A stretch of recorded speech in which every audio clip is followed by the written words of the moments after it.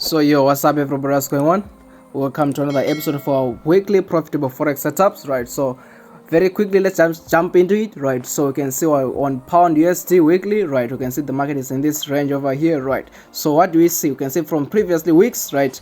The market has been dropping to the downside, right? And here it created a supply area, then continued to drop down to the downside, right? And then at this point here, we can see the market has been rejecting to the upside, right? And then you can see at this point here, we have got support, right? And then the market, as it was coming to the upside, you can see it came to this level here of supply, and then it got rejected over there, right? And then we can see, then going down to the daily time frame, we can see as the market is being rejected from this weekly resistance plus supply, it is coming down to this towards this support and demand area, right, on the daily. Then going down to the H4 time frame, what do we see? We can see the market has been rejected from this weekly resistance plus supply. It has also formed a head and shoulder pattern, and we can know that this pattern is a bearish pattern, right? So we can see as the market is forming this head and shoulder pattern, right? If it breaks below this level right here, right, we expect to sell, right? And previously from my last trade, right, you can see these are my entries over here, right? So if the market breaks and continues to come down right here, we might actually want to take our profit at this support and demand area over here, right? And then of course our S and our TPs according to these levels, right? But anything can just happen, right? So basically, if the market breaks below, it is already done, we expect to sell, right? And then going down to the H1 time frame, what do we see? Right, we can see over here, right, that the market, it has broke below this level over here, right? And then it is now coming to retest at this level over here, right? So we can see there's BOS plus retest equals to sell, break of structure plus retest, and then we enter a sell. Then we hold our trade to this next level. We have got support and demand area over here. We can see a nice demand area over here, right? So that's how we expect to trade the pound USD pair, right? So going on to the next pair, which is gold, right? We can see on gold is currently at weekly support, right? So what happened previously, we can see the gold came strongly into this area, closed below it, right? Next candle closed below it, right? And then in the third candle, the market managed to close above this weekly support right here, right? So it might be coming to this weekly resistance plus supply, or it might actually break this level again and come to this weekly support and demand, right? So going down to the daily time frame, what do we see? Right, after the market is closed back above this support right here, we can see the market has already formed a potential demand area over here at support level, right? So going down to the H4 time frame, what do we see?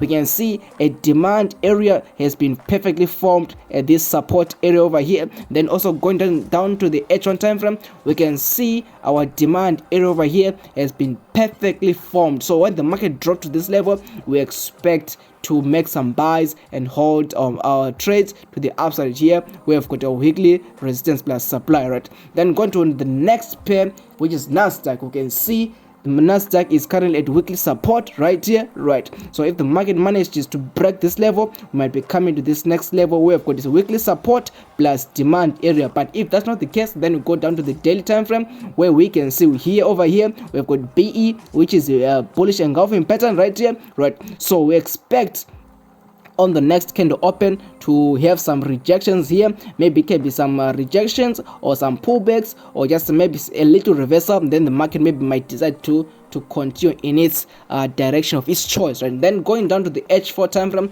what do we see? We can see the market is currently at this weekly support, right? So in case that it is supported, it might be coming to the upside right here. And then what do we see here? We can see here that we have got a head and shoulder pattern just like that, right? We can see, if I'm to draw some pattern here, we can see, right, this is the left shoulder, this is the head, then this is the right shoulder over there, right? And this is the neckline. So if the market is supported here, it might be coming to this next level over here of the neckline of the head and shoulder pattern, and then we expect to short it, right? Then going down to the H1 time frame, what do we see? We can still see this neckline of the head and shoulder pattern and our resistance at the top right here, right? So if the market is supported right here, we expect it to come to this level, right? So going down to the M30 time frame, we can see at the same level for neckline right here, we've got supply at support and resistance level right here. Basically, this is our resistance level, and we've got supply over here. So we expect the market, if it comes right here,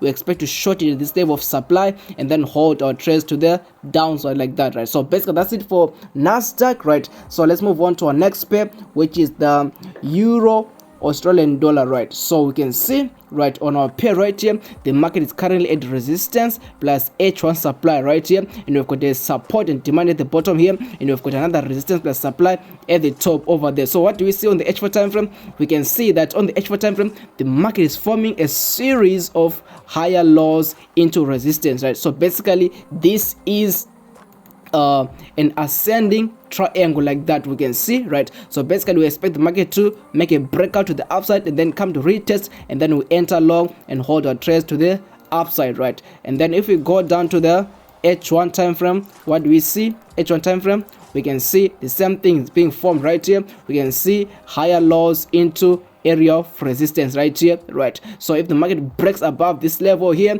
then comes to retest, we might be expecting to take some longs and hold the market to the upside, right? And then in case of any news event then causes let's say the euro to fall, right, we might be expecting the market to come to this level of support and demand. Here you can see there's a nice demand over here, then we might be expecting to buy this market and hold our trades maybe to this next level over here, right?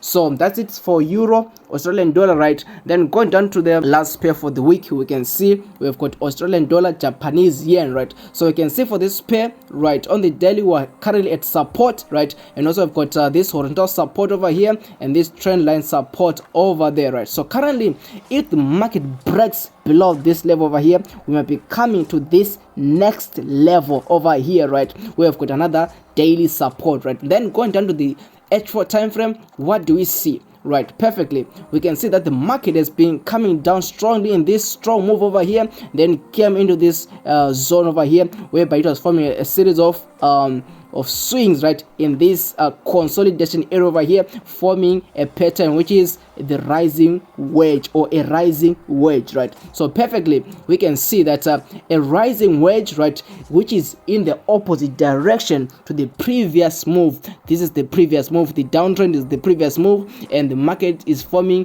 a wedge which is rising and it is in the opposite direction to the previous move. So basically what this means is that just like a